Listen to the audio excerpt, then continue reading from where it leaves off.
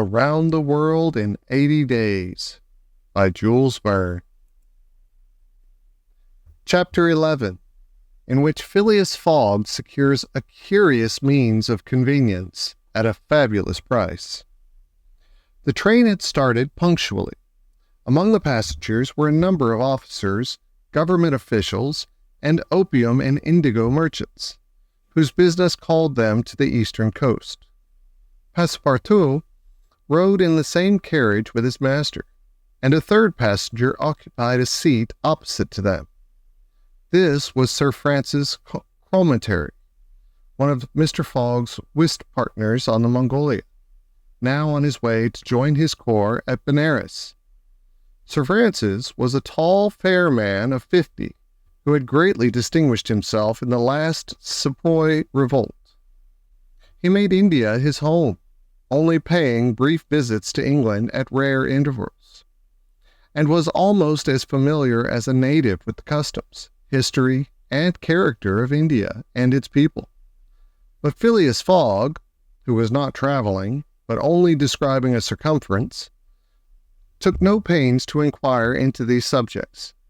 He was a solid body, traversing an orbit around the terrestrial globe according to the laws of rational mechanics.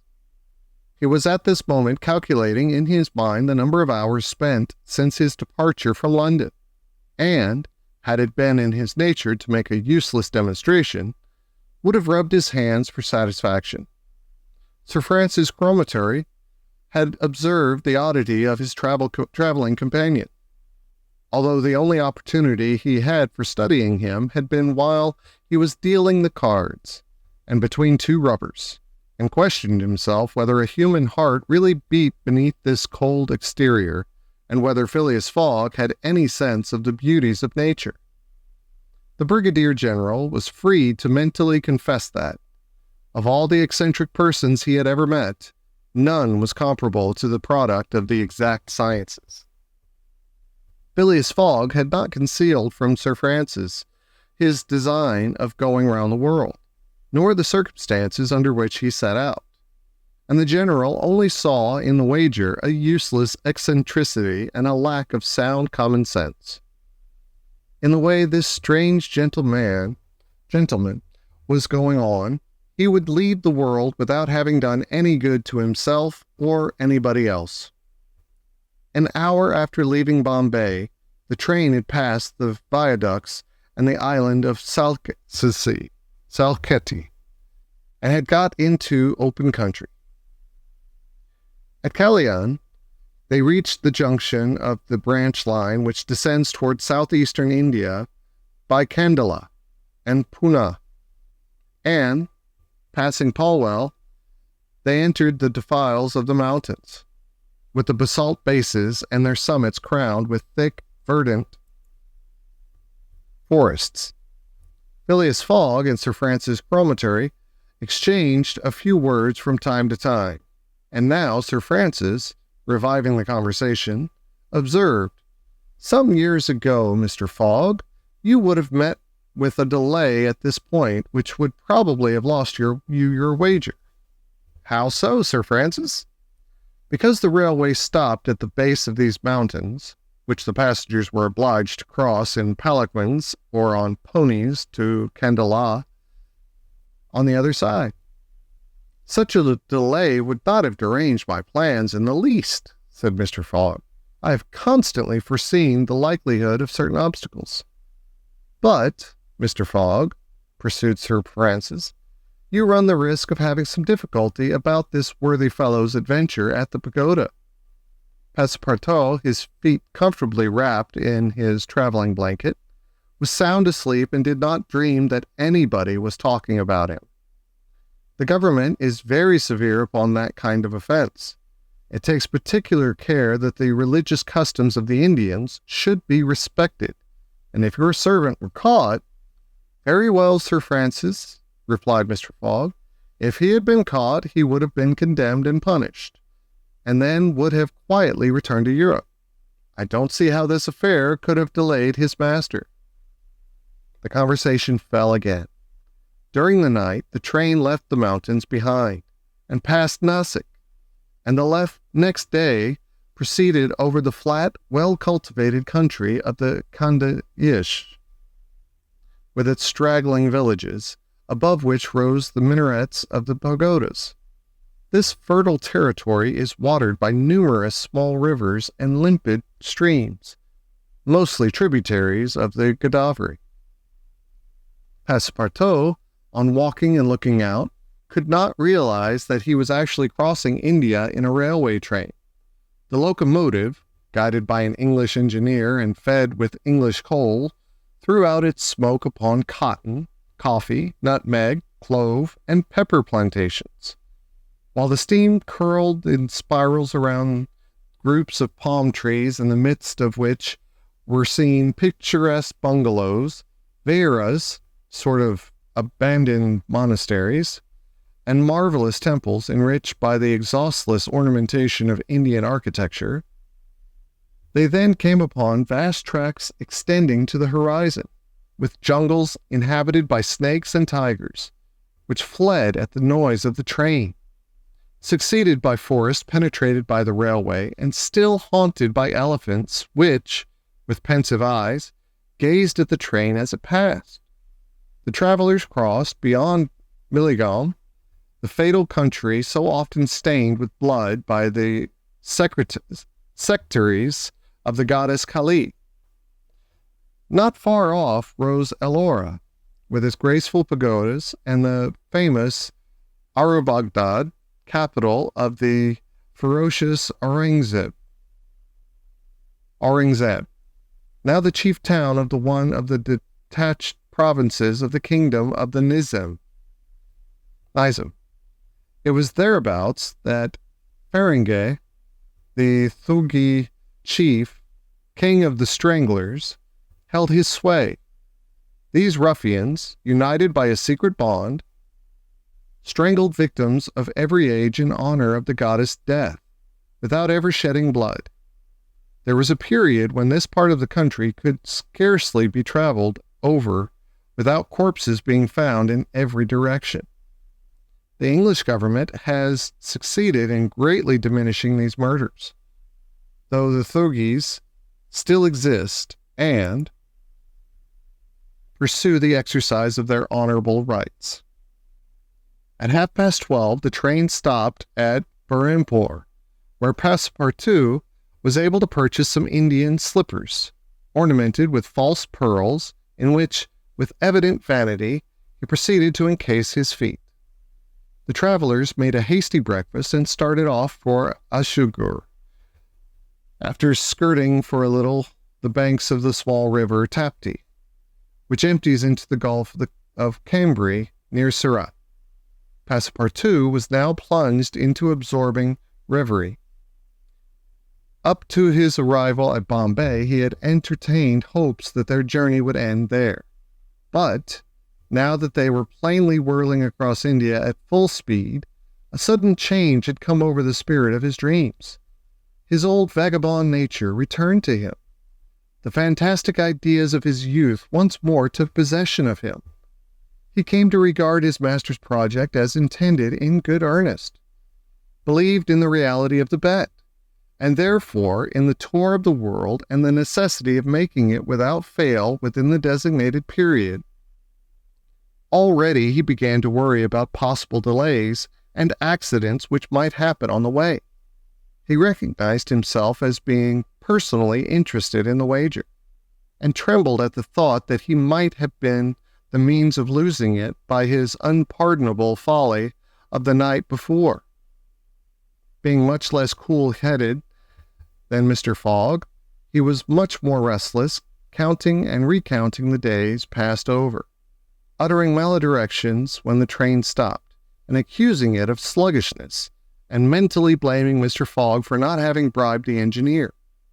The worthy fellow was ignorant that, while it was possible by such means to hasten the rate of a steamer, it could not be done on the railway. The train entered the defiles of the Sutpur Mountains, which separate the Khandesh from Bundelkhand, towards evening. The next day, Sir Francis Cromarty asked Passepartout what time it was. to which, on consulting his watch, he replied that it was 3 a.m. This famous timepiece, always regulated on the Greenwich meridian, which was now some 77 degrees westward, was at least 4 hours slow.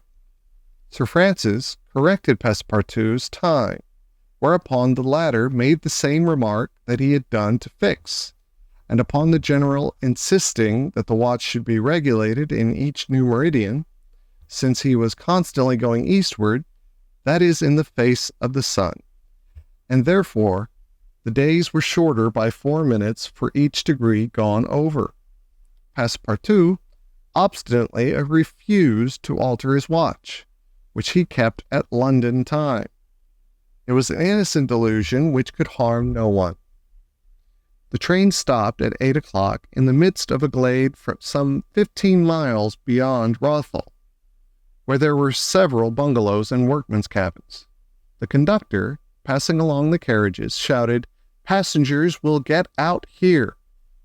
Phileas Fogg looked at Sir Francis Cromarty for an explanation, but the general could not tell what meant a halt in the midst of the forest of dates and acacias. Passepartout, not less surprised, rushed out and speedily returned, crying, "Monsieur, no more railway." "What do you mean?" asked Sir Francis. "I mean to say that the train isn't going on." The general at once stepped out, while Phileas Fogg calmly followed him, and they proceeded together to the conductor. "Where are we?" asked Sir Francis. "At the hamlet of Colby." "Do we stop here?" "Certainly. The railway isn't finished." "What? Not finished?" "No.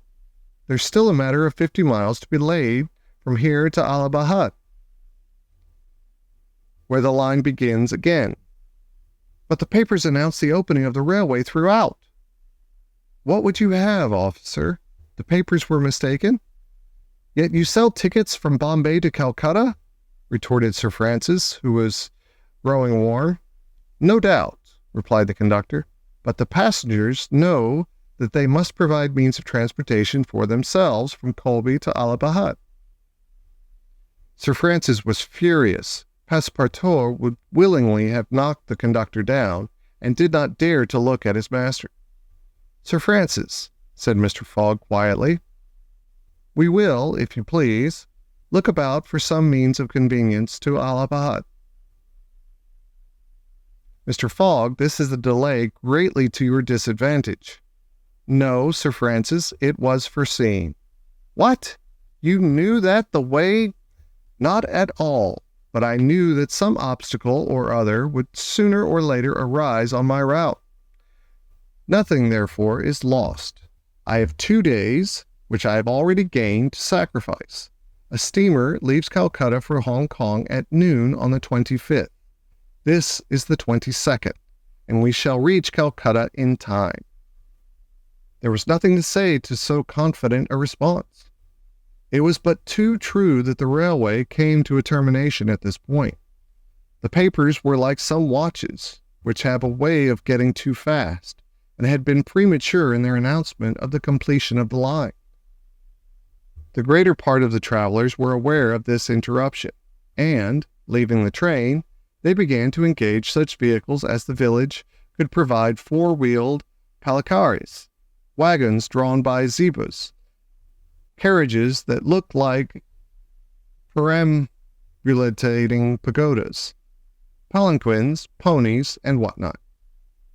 Mr. Fogg and Sir Francis Cromarty, after searching the village from end to end, came back without having found anything.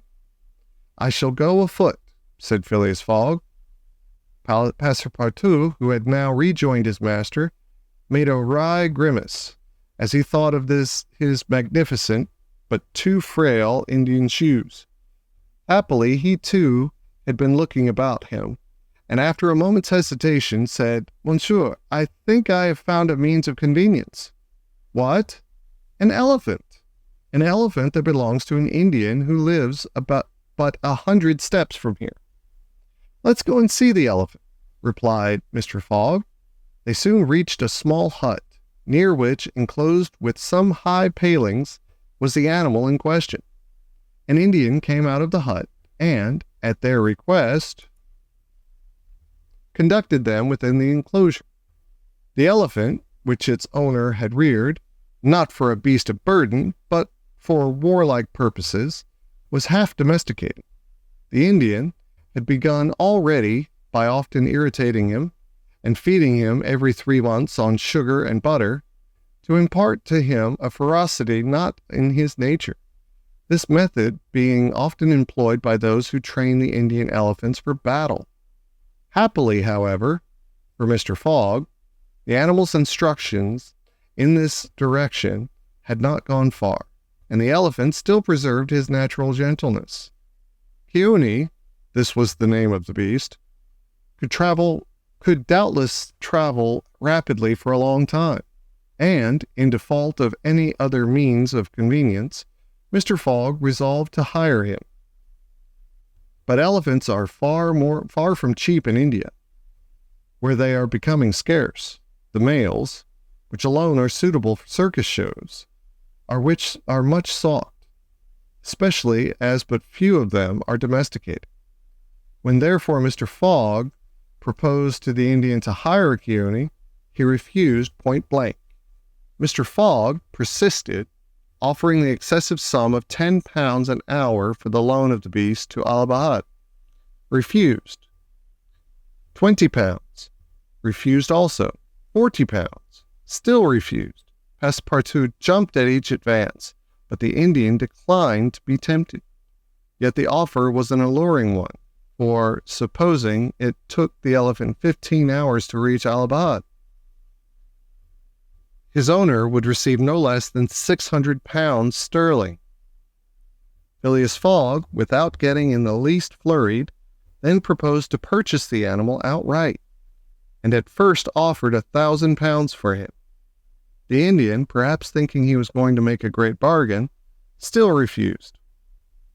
Sir Francis Cromarty took Mr. Fogg aside and begged him to reflect before he went any further, to which that gentleman replied that he was not in the habit of acting rashly, that a bet of £20,000 was at stake, that the elephant was absolutely necessary to him, and that he would secure him if he had to pay 20 times his value.